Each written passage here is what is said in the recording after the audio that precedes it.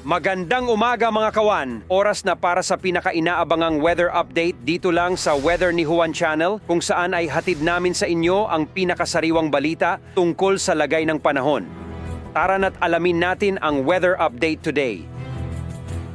Magandang umaga po sa inyong lahat. Narito na ang lagay ng ating panahon ngayong araw ng Lunes, October 30, 2023.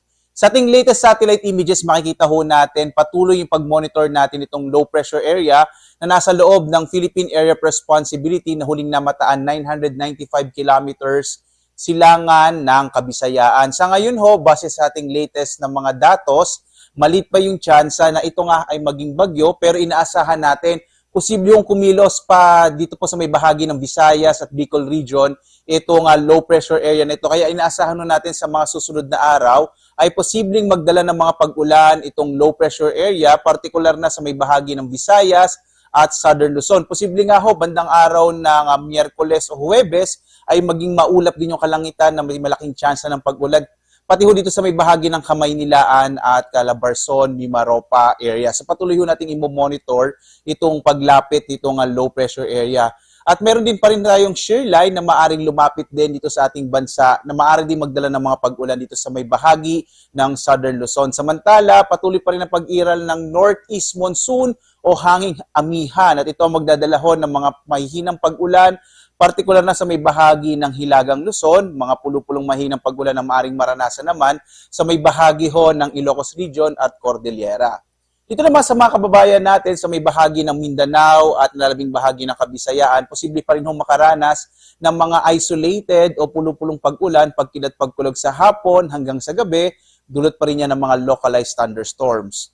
Tingnan nga ho natin yung magiging lagay ng panahon dito sa Luzon. Makikita ho natin na ang bahagi ng Kabikulan, posible din ho yung area ng Quezon Province ay makaranas ng maulap na kalangitan, ng may mga pag-ulan, malaking tsansa ng mga pag-ulan sa paglapit nga nito nga low pressure area at ng shear line na maaaring makaapekto pa rin dito sa may bahagi ng Bicol.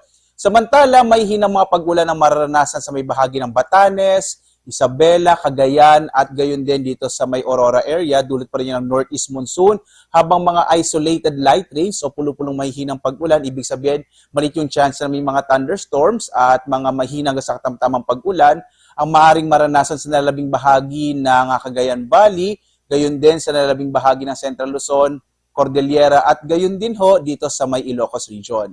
Sa Kamaynilaan at sa nalalabing bahagi ho ng Luzon, dito sa may bahagi ng Mimaropa at Calabarzon, posible pa rin makaranas ng mga isolated rain showers and thunderstorms, dulot naman yan ng mga localized thunderstorms, nagtatagal ho hanggang mga 1 oras. Agwat ang temperatura sa Lawag, 24 to 32 degrees Celsius. Sa Tuguegarao, 24 to 32 degrees Celsius. Sa Baguio naman, 16 to 23 degrees Celsius. Sa Kamaynilaan, hanggang 32 degrees Celsius. Dito sa Tagaytay, hanggang 30 degrees Celsius. Sa may bahagi naman ng Legazpi, hanggang 32 degrees Celsius. Sa Kalayaan, 26 to 32. Habang sa bahagi ng Puerto Princesa, 26 to 32 degrees Celsius.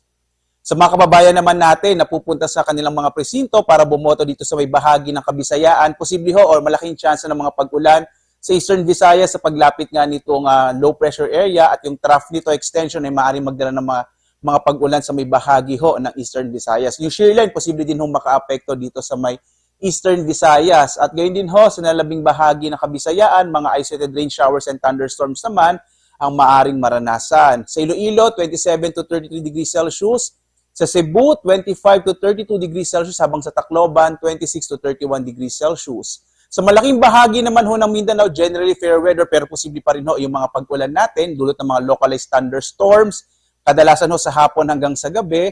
Yung agwat ang temperatura natin sa Zamboanga, 25 to 33 degrees Celsius. Sa Cagayan de Oro, 25 to 31 degrees Celsius. Sa Davao naman, 25 to 32 degrees Celsius. Samantala ho, lalong-lalo na to sa mga maglalayag ho sa ating mga karagatan, wala ho tayong nakataas na gale warning pero posible po hanggang maalong karagatan ang maaring maranasan lalong-lalo na dito sa may bahagi ng Northern Luzon dulot ng northeast monsoon. Iba yung pag-iingat pa rin ho, lalo na kapag meron tayong mga thunderstorms na maaring magpalakas ng alon ng karagatan.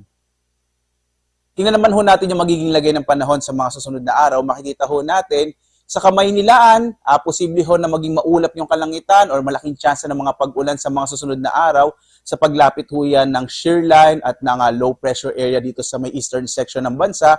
Sa Baguio, mga isolated rain showers and thunderstorms. Sa Legazpi, patuloy na makakaapekto. Inaasahan natin yung shear line or yung kasama din ho, pwedeng makaapekto itong low pressure area kaya medyo maulap yung kalangitan hanggang Miyerkules. Sa Metro Cebu bukas, posible din ho na medyo maulap yung kalangitan. Dulot ho ito ng trough ng low pressure area habang mga isolated rain showers and thunderstorms ang mararanasan sa may bahagi ho ng Metro Davao.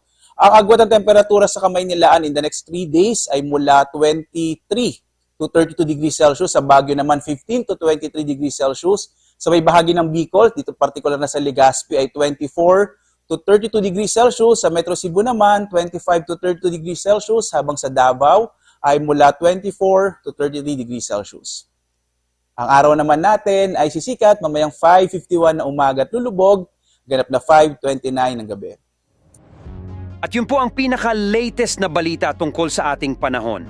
Maraming salamat sa inyong patuloy na suporta at pagtangkilik sa Weather ni Juan Channel. Huwag kalimutang i-click ang subscribe button at pindutin ang notification bell para lagi po kayong updated hindi lang sa mga bagong balita ukol sa ating panahon, pati na rin sa mga trivia at dagdag kaalaman tungkol sa ating kalikasan. Ingat palagi mga kahuan!